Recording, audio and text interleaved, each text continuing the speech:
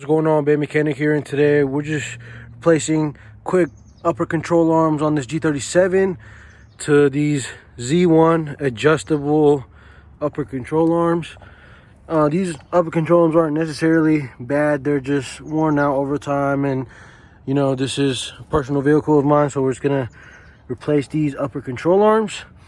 This is a pretty simple process.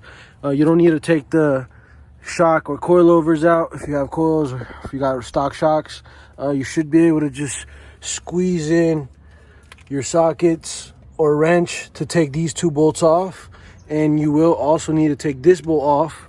And after taking those off, this will just come right off, and we will measure these new ones and adjust them to the size of this old one and reinstall these. And I'll show you step by step of how to do this, just so you guys can do this and save yourself some money and don't get taxed for this job, since it's so easy.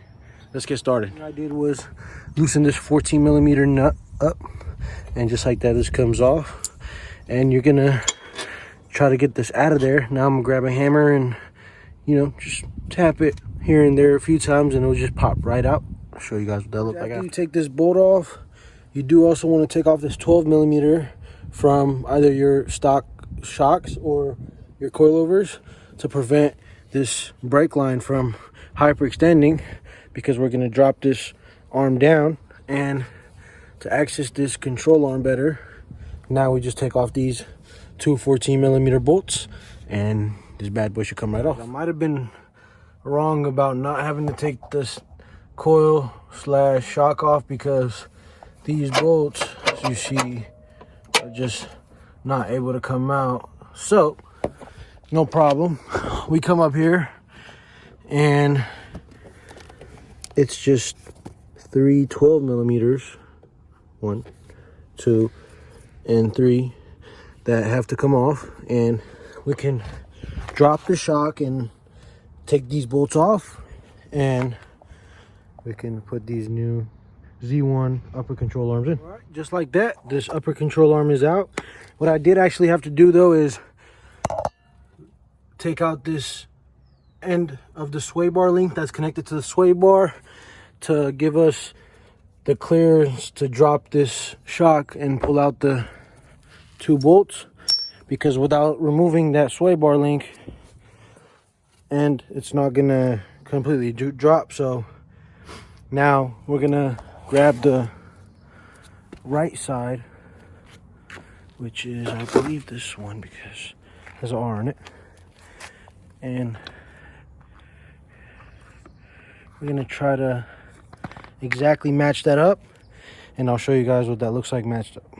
All right, after doing the best to adjust it, as you see, this is pretty much all lined up.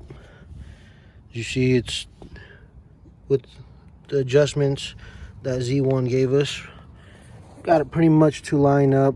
It's not 100% spot on, and that's okay as long as it's, you know, pretty much the same length. It is a different shape, obviously, as well. So, but now we're just same process. Go ahead and install that. First, we're gonna install the two long bolts, if I can find them, right here, and then after that, we're gonna put everything back together and install the bolt that goes right here.